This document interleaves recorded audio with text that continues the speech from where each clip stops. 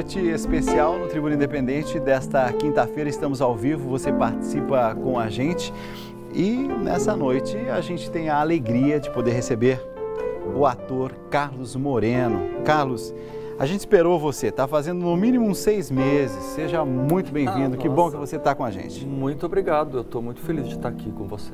Quando a gente fala de você, da sua vinda, nossa, fiquei impressionado. Daqui a pouco eu vou ler algumas das mensagens deixadas nas redes sociais, o carinho que as pessoas têm pelo seu trabalho, pela sua carreira.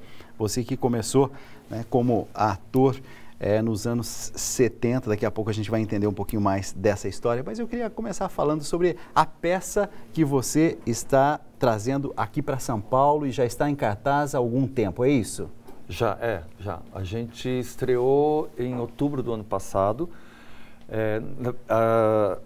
Quando a gente estreou, a gente ficou até o final do ano no Museu da Casa Brasileira, que é um lugar lindo que tem aqui na Avenida Faria Lima, que é uma mansão, né, que atrás tem um jardim imenso, um terraço coberto, e a gente fez no horário da tarde, foi muito legal. E agora, atualmente, a gente está fazendo no Teatro Eva Hertz, que é lá na Livraria Cultura do Conjunto Nacional. É um musical, né? Florilégio Musical 2. Porque teve um. Teve um. Naturalmente. E é uma peça que você idealizou, que você pensou, que você fez o roteiro, que você escolheu as músicas? Sim, mas não sozinho. Tá. Eu sempre trabalho na companhia. No caso, no primeiro Florilégio, eu trabalhei com a Mira Har. A Mira Har é uma atriz, cenógrafa, figurinista. A gente se conheceu ainda adolescentes, eu tinha 12 anos, agora estou fazendo 60, então muito tempo. A gente ficou amigo nesse tempo todo. E a gente se conheceu no teatro, claro, teatro amador, a gente era criança, depois a gente se profissionalizou junto e daí em 2009 a gente resolveu fazer um trabalho juntos, que fazia tempo que a gente não trabalhava juntos, a amizade continuou, mas trabalhar não. Então a gente pensou de fazer mas não fazer um espetáculo de teatro com texto, né? A gente queria fazer uma coisa muito prazerosa, que fosse uma celebração da nossa amizade. Então a gente resolveu fazer um show. Então, assim, não é uma peça de teatro que tem uma história, é um show musical. Claro, tem vários textos. Inclusive fazendo uma homenagem às grandes vozes. Aquele foi o primeiro. Então, naquele primeiro, o repertório falava, a gente procurou um repertório que podia ser tanto nacional como internacional, e as músicas falavam de amor, de amizade, era mais abrangente. A gente assim, era uma coisa tão despretensiosa e acabou fazendo muito sucesso. A gente ficou quase 4 anos em cartaz, aqui em São Paulo, várias temporadas, viajou bastante.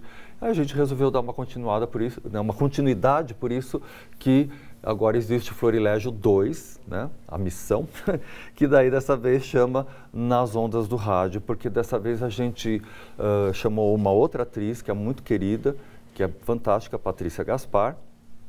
E daí o repertório agora está mais focado na música popular brasileira e numa época que foi muito fértil. Claro que continua até hoje, tem compositores, cantores maravilhosos, mas com essa quantidade de cantores, intérpretes e compositores, acho que nunca teve igual na música brasileira, que foi justamente a chamada Era de Ouro do Rádio Brasileiro, que foi os anos 30, 40, 50, até o advento da televisão. Então tem um repertório maravilhoso, maravilhoso. A gente viu, inclusive, a gente está vendo ali algumas imagens, né, que estão ilustrando um pouquinho daquilo que é a peça e, ao mesmo tempo, saber que é uma conquista de vocês, né? Inclusive, assim, o elenco é de gente que já se conhece, que já trabalha junto, que tem a ver. Isso faz a diferença, não faz? Faz total, porque daí tem uma identificação de linguagem, de interesses, do repertório, eu não digo do repertório musical do espetáculo, assim, o repertório de interesses, toda aquela bagagem cultural que você carrega, né? A gente tem uma identificação nesse sentido, então o trabalho flui, não tem competição de egos, todo mundo, o que um inventa, o outro já, né, investe, que delícia. É muito gostoso você trabalhar com amigos e fazer um trabalho como esse, que a gente quer se divertir e a gratificação que a gente tem do retorno do público é muito gratificante. É justamente sobre isso que eu queria falar agora, porque é uma das coisas que tem me impressionado, né, quando a gente colocou nas redes sociais, a quantidade de gente dizendo assim, eu fui assistir e depois levei a minha mãe, quer dizer, para todas as idades. Para todas, isso é fantástico, porque esse é um repertório desses anos 30, 40 aqui, é a geração dos meus pais, que estão na faixa dos 80, 90 anos. Então, eles viveram essa época. Essas músicas têm um significado muito importante na vida, em alguns momentos. Sempre tem a música do primeiro baile, do primeiro beijo, enfim. São músicas que eles viveram, que fez parte da juventude deles. Aí, assim, a minha geração de 50, 60 anos cresceu ouvindo essas músicas, porque os nossos pais ouviam. Então, tem toda uma memória afetiva, uma memória musical, né? E as pessoas mais jovens estão conhecendo esse repertório, mas se pegam pelo lado do humor, da dramaticidade dessas músicas, porque elas são muito legais, elas contam uma história, né? Principalmente aquelas músicas mais dramáticas, dor de cotovelo, e a gente sempre faz questão uma de delas, dizer, por exemplo? Tem todo... que a gente conhece. Vingança. Eu gostei tanto, tanto, quando me contaram que te encontraram chorando e bebendo na mesa de um bar. Enfim, tem um repertório que é... Todo mundo canta, do Erivelto, todos os atores. Sim, todos nós cantamos. Tem música do Erivelto Martins, Lupicínio Rodrigues, que é sempre muito sofrido, tudo que ele tem. Ari Barroso tem coisas fantásticas. Quer dizer, todo esse pessoal era dessa época, compondo nessa época. E eu que estava te falando, a gente faz questão de frisar, nós não somos cantores, nós somos atores que cantam. Então a gente tem aula de canto, os arranjos musicais, a direção musical também é do Jonathan Harold, que por incrível que pareça é um jovem, tem 20 e tantos anos, e ele conhece esse repertório porque ele toca desde criança e o pai dele é uma família de músicos, então ele conhece esse repertório. Então, assim, a gente se pega pela interpretação, pelo lado do humor, pelo lado da dramaticidade das músicas. E aí, esse público mais jovem, né, a gente acaba conquistando esse público mais jovem por essa via, mas eles acabam conhecendo um repertório, desperta neles um interesse num repertório muito rico da música popular brasileira. Ontem eu estava acompanhando uma entrevista com o Francisco Coco. Sei, eu vi um pedaço. E ele estava dizendo assim que não existe essa história, para ele ao menos, né? Não existe essa história de, vamos privilegiar só o teatro. Ele falou assim, teatro é bom, televisão é bom, cinema faz bem. Então, essa diversidade é uma coisa que agrega. Você pensa dessa forma? Com certeza, totalmente, totalmente. Eu acho que a gente não pode ter nenhum tipo de preconceito em relação ao trabalho. Eu acho que todo trabalho é digno, né? E até, enfim, não importa se você está fazendo o personagem principal, se você está fazendo um personagem menor, eu acho que você tem que ter o mesmo envolvimento, porque é a minha formação. Quer dizer, eu comecei fazendo teatro amador e a gente fazia de tudo, quer dizer, desde varrer o palco, fazer o cenário, fazer o figurino, fazer o texto.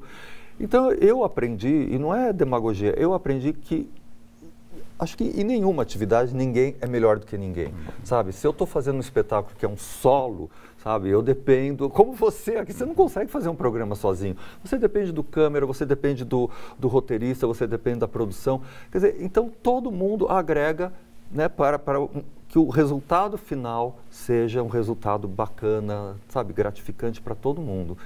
Enfim, parece demagógico, mas eu acho que cada pessoa que está envolvida no trabalho tem a mesma importância. Demagógico não, eu acho que é realmente assim, quem tem bom senso, quem tem capacidade de abrir os olhos e perceber a realidade. Então, e aí nesse caso, no caso do ator, se você está fazendo cinema, se você está fazendo teatro, se você está fazendo televisão, eu acho que você tem que sempre estar entregue inteiro para aquele trabalho. Eu estou feliz que tem participação de todo o Brasil pelo tribuna@redevida.com.br. Vamos lá, Paulo, com você.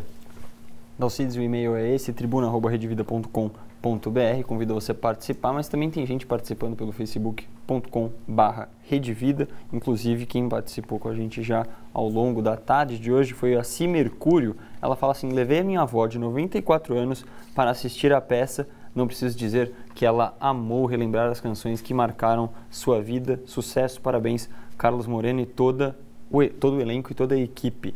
Também tem participação através do tribuna@redevida.com.br do Felipe Mendes, de Ribeirão Preto. Ele pergunta: Carlos, enquanto você estudava arquitetura na FAO, você já praticava teatro? O que o fez seguir esta carreira e não seguir a sua formação acadêmica? Inclusive a arquitetura na FAO e também desenho gráfico na Califórnia, nos Estados Unidos. Isso. Pois é, como eu falei, eu comecei a fazer teatro muito cedo. Claro, teatro amador. O que é muito cedo? Com 12 anos, foi a primeira vez que eu pisei no palco e aí eu descobri o mundo, 12 anos é muito se cedo, revelou para mim. É, cedo. Mas claro, naquela idade eu nem pensava em ser ator profissional, era uma brincadeira. E na verdade, teatro é um jogo, né? Você está sempre jogando. Enfim, mas isso já é outra conversa, eu tenho uma capacidade de dispersão absurda. Então, mas respondendo à pergunta dele, e esse trabalho foi continuando. Quando eu entrei na FAO, eu entrei em 72, nesse mesmo ano eu fiz parte da formação de um grupo de teatro aqui em São Paulo, que na época foi bastante importante, era teatro alternativo, e aí eu continuei paralelo, estava fazendo a FAO e continuei fazendo teatro, eu tinha esses dois interesses. Quando chegou pelo segundo ano da FAO, eu achei que eu não ia dar certo fazendo projetos de casas, enfim, de edificações. Mas uma coisa bacana da FAO é que ela te oferece várias matérias optativas. E aí eu comecei a fazer para valer as matérias, que na minha época chamava comunicação visual, agora chama design gráfico, mas enfim, era o que eu fazia e minha tese de graduação foi nessa área. E depois eu fiz uma pós-graduação também em design gráfico e trabalhei muito tempo com isso. Teve uma época da minha vida que eu era jovem, que eu fazia muita coisa. Hoje eu penso, como é que eu dava conta de fazer tanta coisa? Por quê? Eu trabalhava em teatro como ator, fazia cenário, fazia figurino, fazia ilustração, fazia projetos gráficos. Eu fazia tanta coisa ao mesmo tempo, porque eu nunca conseguia abrir mão, falar, não, é só isso que eu quero fazer. Enfim, então agora eu estou mais como ator só. Você começou a falar um pouquinho sobre a sua história de vida, a gente preparou um perfil, vamos ver se você aprova. Vamos lá.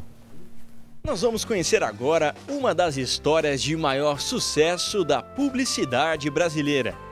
Carlos Moreno, o eterno garoto propaganda da Bombril. Apesar de ter se formado em arquitetura, nunca exerceu a profissão e seu lugar sempre foi nos palcos e na frente das câmeras da publicidade e da TV. Carlos Moreno se tornou nacionalmente conhecido por ter sido garoto propaganda da famosa marca de palhas de aço por mais de 30 anos. O primeiro filme publicitário gravado por ele para a Bombril foi ao ar no ano de 78. A história de sucesso de Carlos Moreno nos intervalos comerciais da televisão começou quando o publicitário Washington Oliveto procurava um ator para a propaganda da Bombril. A sua interpretação original agradou a todos no teste. Que tal agora a gente rever um desses comerciais inesquecíveis e que marcaram gerações? Que anuncia a melhor esponja, o melhor pinho, o melhor detergente, o melhor amaciante de roupas, a melhor empresa, o garoto Bombril. Em 2004, quando seu contrato chegou ao fim, Carlos Moreno já tinha 337 comerciais gravados para a marca de produtos de limpeza. Em 2007, voltou a ser garoto propaganda da marca e participou de mais 7 comerciais, totalizando 344 inserções publicitárias como garoto Bombril. Ai, agora tem Roletrando Bombril. Compre os produtos Bombril com o selo da promoção. Recorte e mande para Roletrando Bombril. Em abril do ano passado, começou a ser veiculado um novo comercial em que Carlos Moreno retorna à bancada da marca com as humoristas Mônica Iose e Dani Calabresa, na campanha intitulada Mulheres Evoluídas. Limpa vidros, tira mofo, lustra móveis, repelentes, lustra sapatos, pano de limpa sapatos, pano de limpa. Apesar dos inúmeros trabalhos como ator no teatro, cinema e na televisão, até hoje sua imagem é fortemente associada pelos consumidores à marca Bombril. Carlos Moreno entrou para o livro Guinness dos Recordes com a campanha que ficou mais tempo no ar usando o mesmo ator em toda a história da propaganda mundial. Existe um valor no Brasil que não aumentou nem diminuiu, o 1001.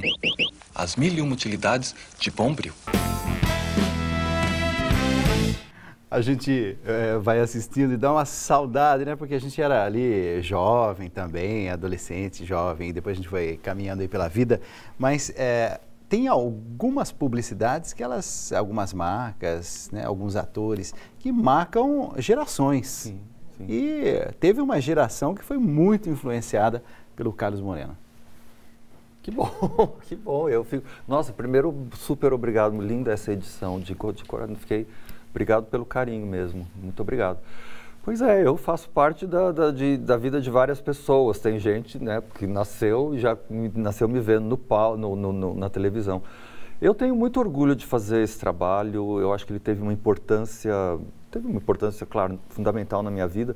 Mas eu acho que ele foi um marco na história da publicidade brasileira. Sim, então, fazer parte dessa história dessa maneira, e tudo bem que eu não estava nos programas, eu estava nos intervalos do programa, mas com uma qualidade de texto, de criação, de produção, sempre parece assim muito simples, e aliás é um formato muito simples que se manteve o tempo todo, quer dizer, não é uma grande produção, é uma bancada, é uma tomada única, câmera parada, quer dizer, essa simplicidade, e com esse formato a gente passou 30 anos fazendo filmes. Você tem essa tendência, por exemplo, de fazer fazer o texto, de cuidar da iluminação, cuidar disso. Ali tinha momento para você também interferir, de você dar a sua ideia?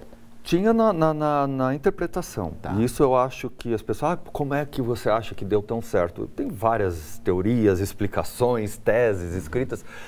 Na minha opinião, como eu comecei, como eu te falei, eu comecei fazendo teatro em grupo, então tem não tem uma hierarquia, sabe? Quem é mais importante do que, sabe? Quem colocou essa vírgula, todo mundo trabalha para o resultado final. E eu acho que nesse comercial, nessa história da Bombril, teve a chance de acontecer isso. Quer dizer, claro que o Washington é muito talentoso. Só um pequeno parte, quando teve a criação do personagem, o Washington estava na DPZ e a criação foi feita por ele e pelo Francesco Petit, que infelizmente faleceu ano passado. Quer dizer, a criação do personagem foi dos dois. Tá. Depois, quando o Washington saiu da DPZ e começou a ter a sua própria agência, algumas empresas quiseram, né, que ele continuasse, então a Bombril foi uma delas. Então, assim, 90% do restante foi criação do Washington, da equipe dele. Mas eu acho que sempre, desde o começo, teve isso. O Washington criava os textos, o Andrés Bukovinski, que é o mesmo diretor desde o teste até todos os filmes da Bombril, sempre ele que dirigiu, e a gente formou assim um triângulo equilátero, sabe? Se o Washington acreditava na direção do Andrés, o Andrés na minha interpretação, não tinha competição, sabe? Cada um sabe o que o outro pode contribuir para o resultado final. Agregar exatamente, os diversos dons. Exatamente. Então, eu acho que assim, eu sou meio suspeito para falar, mas eu ouço meus colegas, atores, atrizes, falando de situações de comercial que é muito, sabe, vai te cercando, porque daí tem o cliente brigando, o diretor, o roteirista, enfim, um monte de gente querendo mostrar serviço, querendo, sabe, afirmar o seu ego, que o teu espaço de criação fica muito limitado, e a gente nunca teve isso em nenhum comercial da Bombril. Eu quero continuar a conversa com o ator Carlos Moreno, falando sobre TV brasileira, falando sobre humor, falando sobre os caminhos da publicidade hoje em dia, sobre teatro, mas eu vou fazer um rápido intervalo, mas vai ser rapidinho mesmo. Rápido intervalo, voltamos já já. Vamos lá.